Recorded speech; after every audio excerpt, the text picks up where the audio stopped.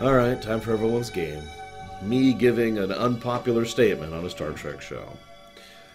When I first saw this episode back in the day, I didn't like this episode. Like, at all, really.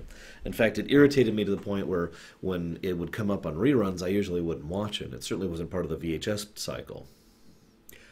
It wasn't until years later that I actually rewatched it that I figured out the specifics of why I didn't like the episode, of which there are 3 points. Don't worry, I plan on discussing all 3, as well as, started to actually appreciate the episode for being a good episode. And I know what you're saying. Well, why is that a controversial topic? Well, I looked up 5 separate ranking sites for TNG episodes right before doing this.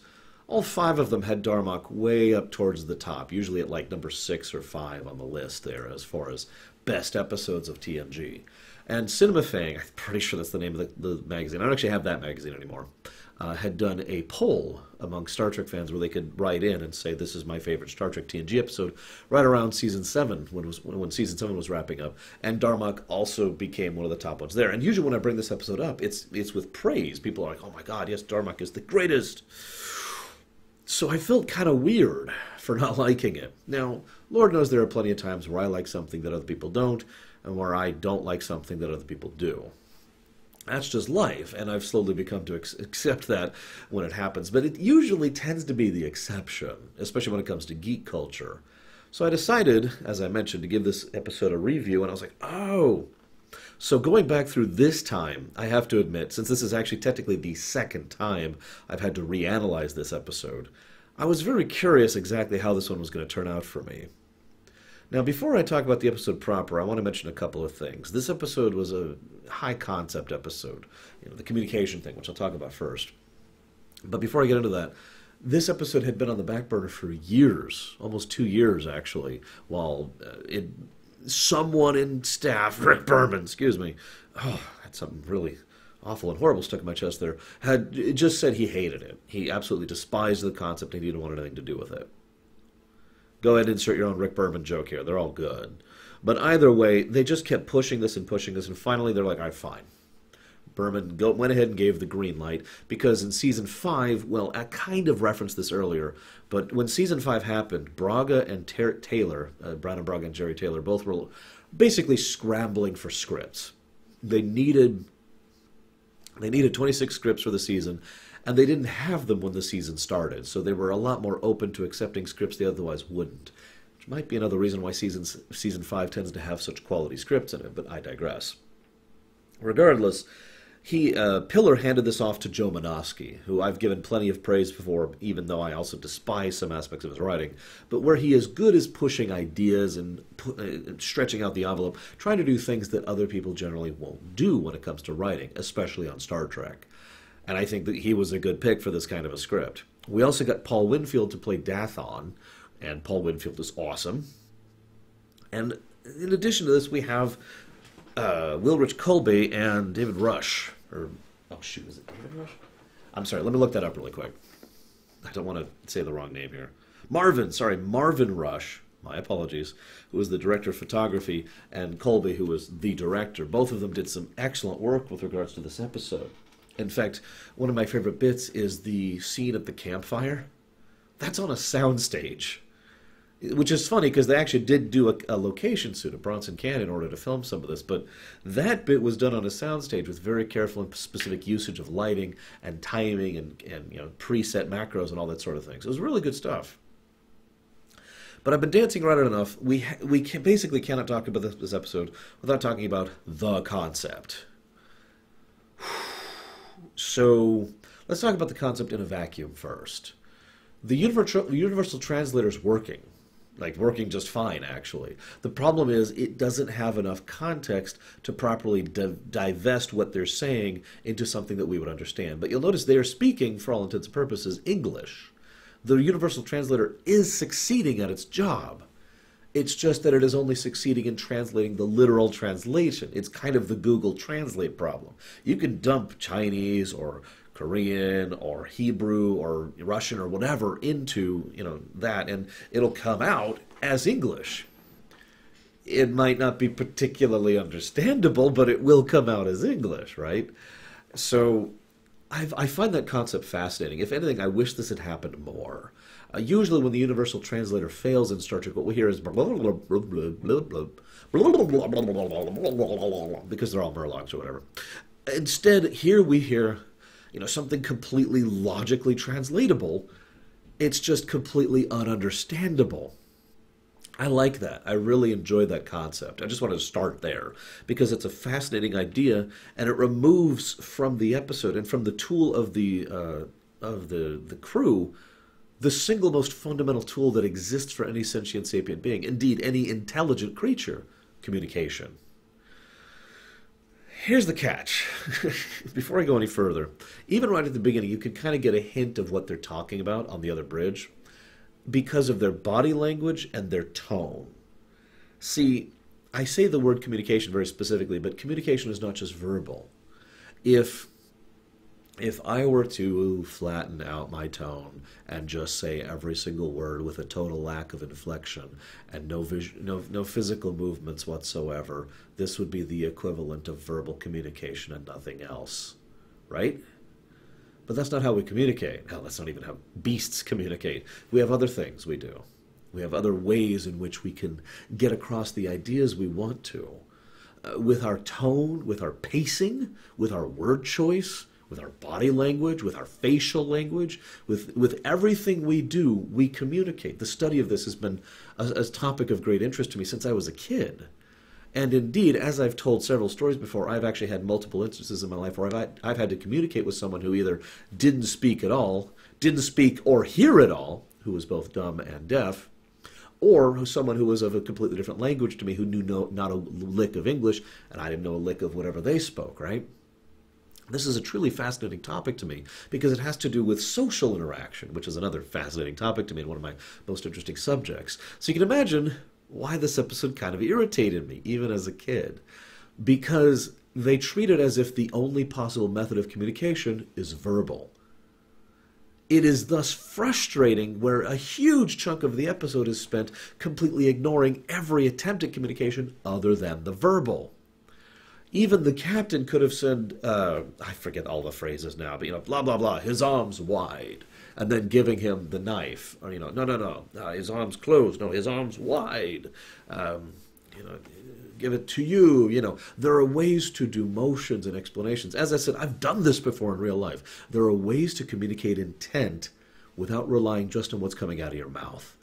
There's a good scene where there's actually very, very little dialogue between Dathon and Picard. And the two of them are just there, and it's the first scene of communication between the two where he successfully communicates his arms wide, being the things that actually, this means I am giving this to you, or I am offering this to you, right? This is something that you should accept. Make sense?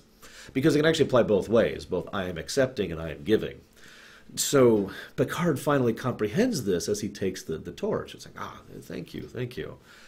It's a good scene, but if anything, I wish they did more with it. I would have absolutely loved it if we had Paul Winfield, who's an excellent actor, and Patrick Stewart, who's an excellent actor, do several minutes of a scene where there is no dialogue. Or if there is, there's only representative dialogue. In trying to communicate solely based on movement, action, and words. It's obvious there's no real hostility here. This is not a dangerous environment other than the beast. That is established very early on. He is not a threat, so that's not in other words, the most obvious and adamant hurdle between communicating with a totally alien creature, whether it be from another race or of your own, is already been solved. It's not a threat, because that's always point one when it comes to contacting the unknown. Is this a threat or not? So it's not a threat. Remove that obstacle. Now we can establish trying to interact and coordinate. Picard eventually... Now see, you're probably saying, Laura, you're being too harsh on this episode.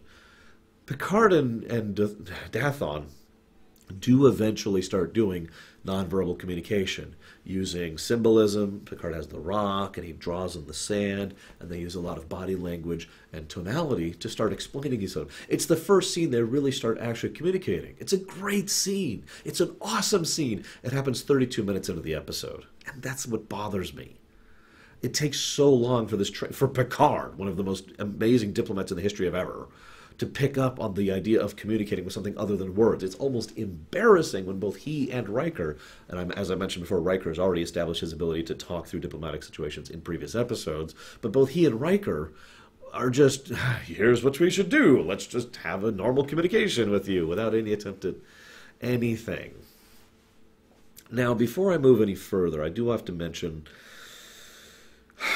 the idea of the alien language, which is the way that it is described to us is that they speak entirely in metaphor. This is a fascinating concept, I'll admit. It's a functionally alien one. I wanted to use a specific example here. See, here's the thing. We in real life use figures of speech so overwhelmingly common that if someone understood English but without context, a lot of what we say on an everyday basis would be virtually gibberish. Now, I want to apply this specifically to a military scenario because that's a military ship with weapons and doom, and of course it can match the Enterprise because of course it can. I'll get to that later. But anyways, it's a military ship, right? So he has to be able to give orders like, go forward, or attack, or warp to this system, right? How do you give such orders with metaphor? Well, that's if we presume we could slot in a specific pronoun in place of another one when it comes to metaphorical speech. Let me give you two examples right off the top of my head of military orders that have been said that are figures of speech. Don't fire until you see the whites of their eyes. Now, you could argue that that was meant to be a literal thing, but that has been used since then as a metaphorical statement. In fact, that's been used in fiction as well, for a state where you're fighting a ship or a tank and literally could not see the whites of their eyes, because it wasn't intended to be meant literal. What it means is wait until they're close, then fire. That's what the intent is of that. That's the point of a figure of speech. See, literal communication is one of those strange things, especially when it comes to English. English has an absolutely inordinately gargantuan vocabulary, specifically because it borrows from so many other languages, but also because English, and this is the one good thing about English, English has a word for basically everything. Every layer of nuance and subtlety with regards to a specific thing has a different word for explaining that. Now, whether that's a good or a bad thing is up to other people. I only bring that up because I myself have been studying English extensively over the last couple of years in my efforts to design my own language, and I have uncovered how surprisingly interesting English is. I've always just assumed English is a dumb language, but actually studying it, I no longer agree with that opinion. However, English is still a very difficult language because, again, most people don't use English literally. Or if someone was to say, for example, I want you to... See, of course, now I can't think of any examples. There are so many metaphors. I've actually already used metaphors in this very rumination.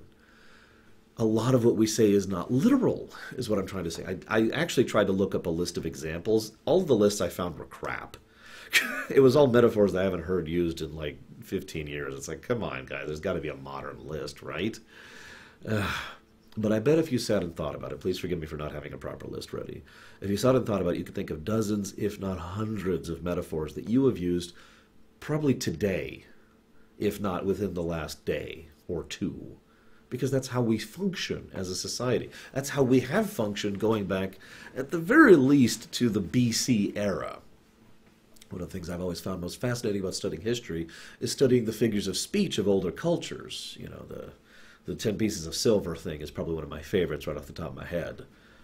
Anyways, I bring all this up because the idea of a language that basically shifts the balance to almost totally be on the metaphor thing does make a degree of sense. Tavon, his sails unfurled, Romulus, you know, something like that could be a simple command to take us sails unfurled, which means to go as full speed as possible, maximum warp to Romulus, for example, something like that. Now, this doesn't apply linearly to all situations. In fact, to be completely blunt, based on my own recent studies on language that I just referenced, I don't think this could work if it was a completely verbal language. But it isn't. Even ignoring things that we don't know about, you know, any kind of additional organ, or maybe there's olfactory aspects to it, or maybe there's a bit of psychic side of it. There are things that we cannot know and are not mentioned in the episode that might be a part of their language. But what we do know as a part of a language, which is demonstrated, is tone and body language. In fact, body language is a huge aspect on how they react. one of my favorite parts is as they're talking, as Picard is talking to them, in the background, when they realize he's saying that Dathan is dead, they pull out their knife, hold it here, and then do this thing. There's a lot of gesturing, almost a ritualistic gesturing, in the way they communicate. Another nice touch of this is when the captain is sitting down, he takes off bits of his uniform and lays them in a very specific order around his camp. Now, my first thought was that was a literal thing, something that was designed to help keep up a barrier or whatever of the beast. And yet, as we see, it appears to have no practical use. It was a ritualistic use. It was something that he was doing as some kind of method of being or communicating, right? Now, I know what you're saying, communicating to whom? Well, that's my point. If it is so normal for them to do as their method of communicating, they would probably do so without really meaning to. This is also interesting enough. They show us this book, this journal or whatever that he's reading through. Or maybe it's not a journal. Maybe it's actually a novel, or maybe it's something. We have no idea. It could be an art book for all we know. But that also implies that they have a significant written component to their language as well, one way or the other, whether it's purely visual or if it's a literal, literary narrative. We don't actually know. But my point being, to me, I find that it is within the realm of reason that these people are capable of functioning at a societal level, effectively using metaphor as 90% of their communication. I do. And I know that's kind of a weird comment to make, but that is an opinion I only have now. I have actually never had that opinion before. Only now, after having studied both English and Greek and Japanese are the three languages I've been looking into, as well as studying human communication and psychology and the nature of social interactions for the better part of my life, have I finally reached this point where I could say, yeah, I could see that. Now, it might not be the most efficient method. It might not be the most capable. For example, if they have to do some very specific maneuver in the middle of a battle, they might not be able to communicate that properly, and they might fail at that. Shaka when the walls fell, right? But that doesn't mean they can't function at all. It doesn't mean they are incapable of designing or producing or coding. Now, this is, of course, just my opinion. And you'll notice I haven't even started talking about the episode yet, because I can't. I have to establish this point, because this is the premise. The method of communication being fundamentally sufficiently different that it cannot be conveyed through literal translation. And I do admittedly find this concept fascinating. I even like the metaphors that they use. For example, Troy uses the example, what was it? Oh, God, what's her frickin' name? Juliet. Juliet under the moonlight. Well, what does that mean exactly? I know that sounds like a strange thing, but as I mentioned earlier with the Timba his arms wide thing, that can mean both giving and receiving, based on context, right? Juliet under the moonlight could then also mean multiple things based on context. And you can kind of see the idea of how this metaphor layer could be taken to basically as another layer. Let me use another example. If I say, "Oh, excuse me," well, that means that I am apologizing for you for having gotten in your way in some manner, and I'm trying to make recompense for it verbally. If I say, "Excuse me," well, that's kind of insulted. Like, you've done something that I just don't approve of, and I'm calling attention to that. If I say, "Excuse me," that means I'm being rude and I don't give a crap about you, and I'm making sure that you know that I don't give a crap about you. If I say, "Excuse me," with kind of like a comedic tone in my voice, well, then you get my point, don't you? The words "excuse me" are my favorite to use as this example. I know I've used them before, because they can mean so many different things based on context and tone. Thus, we could see how the metaphors could be used in a similar manner. Because, again, "excuse me" isn't actually quite of a literal sentence in its own right. In fact, if you take it as a literal statement, what it means is effectively a command, and that may or may not apply literally depending on the circumstances, right? So, Juliet under the moonlight could mean, God, it can mean a lot of different things. I actually don't like that example, if I'm being completely honest. But, under circumstances, it could be taken to mean multiple things. Childlike love, foolish lust. It could mean a woman in waiting for example, or even a person. Let's remove gender from this. It could mean a person in waiting for their love. Juliet under the moonlight, waiting patiently. So, for example, let's say I'm sitting there and I got some roses and I'm waiting for my date, and someone walks up and says, "Hey," and I say, "Hey, Juliet under the moonlight," and they're like, yeah. You could see how this metaphor can then take multiple different meanings based on context. Now, if I'm being 100% honest, the episode doesn't do enough to establish that. And I don't really blame the episode, because that would be a task. It would be very difficult from a writer's perspective to sit down and try to demonstrate multiple metaphors repeatedly in different contexts. The only one they really do is timber his arms wide. Otherwise, most of the metaphors apply pretty much universally. Shaka when the walls fell being a statement for failure or mistake or otherwise something going wrong. Darmok and Jalad at Tanagra, meaning two people unifying against a common foe. Darmok on the ocean, him being alone. Jalad on the ocean, him being alone. Darmok and Jalad on the ocean, them leaving as friends, having now reached unified purpose, etc., etc. Most of these apply in only one manner. I'm not going to hold that against the episode, though. Not when I already have other things to hold against the episode, which I suppose I should bring up the next thing that bothers me about this episode, just really quick. See, the next thing that bothers me about this episode is... I mentioned three things. The first is the lack of understanding of communication up until the 32-minute mark. The second thing is technobabble. Let's go ahead and just discuss this for a moment. I know this is a weird place to discuss this, but I've been kind of watching for what I felt is the best time to discuss this, and this is my opinion of when it is. I have actually been pointing out in previous episodes, notably back in Season 2 and Season 3, at a time when technical statements were being made, but were definitively not technobabble. In fact, most of their statements made linear, logical sense in the way they were saying it. And most of it was something that even someone who has a relative layman's understanding could still comprehend what was going on.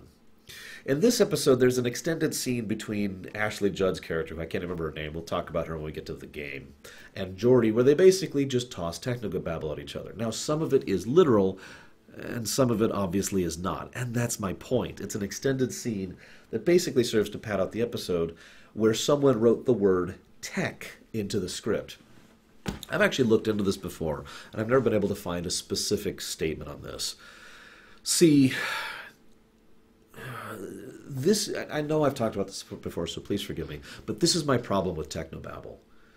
Technobabble, real technobabble, what I define as technobabble is when a writer wrote the word tech into the script, and that's it. It could be replaced with anything else within reason, and it would have no impact on anything. So I need to bounce the main particle beam off the main deflector dish, that whole thing, right? It doesn't have any meaning or purpose. In other words, the writer didn't think about it. They didn't think about the technology involved, even at the most basic level. They just thought, we need to make this shield work, so tech. And that's all. Now, in my opinion, that is not good writing. That's just my opinion, but I hold that opinion very firmly. You can eject that from the script, and the only thing that will be lost is time. I also have to admit, I tend to be against what I usually refer to as lazy writing. And in this case, I do believe this applies. Rather than sitting down and thinking of a way that this could apply, of actually consulting the tech advisor, which they have on Star Trek TNG at this point in time, or someone else, they could have just they could have done their work and tried to come up with a better reason to explain it. Now, this is Joe Menosky. And the biggest thing I've always been angry about Joe Menosky's writing and disliked about his writing is the fact that he doesn't give a crap about that sort of thing. He doesn't care about continuity at all, and he doesn't care about tech or trying to make it logical. The most infamous example being the one way back in, I believe it, no, it's not Renaissance Man. It's the episode with Leonardo da Vinci, the program being going down to the planet. Joe Menosky in that episode said, who cares how he gets down there? Make up a tech answer and then get to it. It was everyone else in the writing staff that said, no, we have to have a reason for it. We have to come up with an explanation for it. That right there says all you need to know about Joe Menosky's approach to this kind of thing. So it is thus logical that in this episode he would just write tech in the script. Now, I mentioned I tried to look this up, and I didn't finish that sentence. What I meant by that is I've tried to figure out when that process started. Because I have heard rumors, although never substantiated, that once upon a time, when a writer would write tech, it would be for an entire section of a script. In other words, the basic premise would be written, and then the writer would basically write in the column, what I need here is something to explain why the Enterprise can't push the asteroid. And then there would be a big tech there, and they would hand it off to the technical advisor, who would then say, oh, okay, well, just do this and this and this, and he would come up with an actual scientific reason for it, which he would then write in. Now, again, that's rumor. I was never able to substantiate that. But somewhere along the line, it became technobabble, where it was they just write tech into the script as shorthand for nonsense. It's effectively magic at that point, because it just does whatever it needs to. And this would reach egregious levels in later Enterprise and Voyager. That's not true. Middle Voyager, later Enterprise, where sometimes it would be tech. Oh, God, something's wrong. What's wrong? Tech. Well, how are we going to fix it? Tech. Technobabble problem, technobabble solution.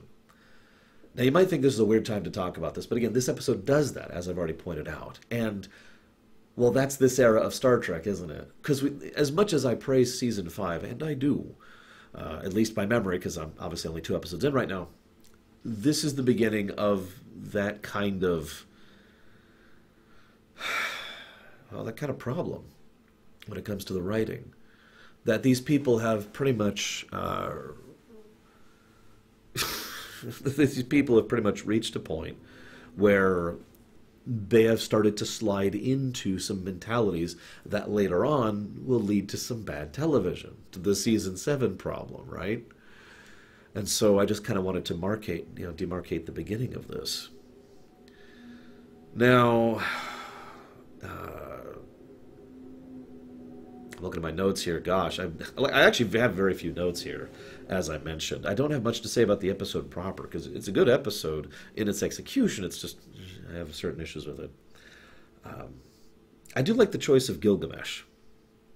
I like the idea of using Gilgamesh as the thing that they decide to use, as the story that Picard tells him. It's funny that Patrick Stewart ends up saying, I'm not a good storyteller. Anyways... But he tells the tale of Gilgamesh and Enkidu in a very abbreviated format, of course. And it's funny. I almost wish he had said it in a more truncated format than he does. I don't mean literally making it shorter. I mean taking out words.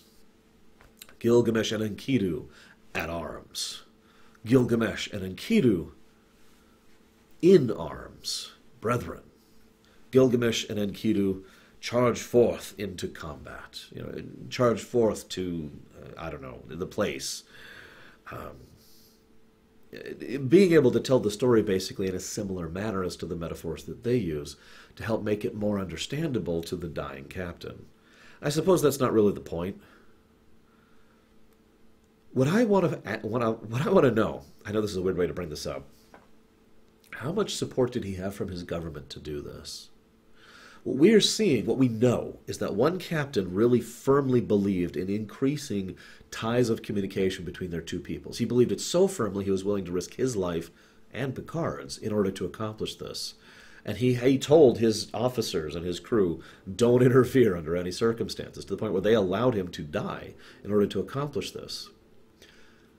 I bring this up because if you'll notice, he also had an argument with his first officer, or whatever, during the intro part of the episode, which again brings me back to my point.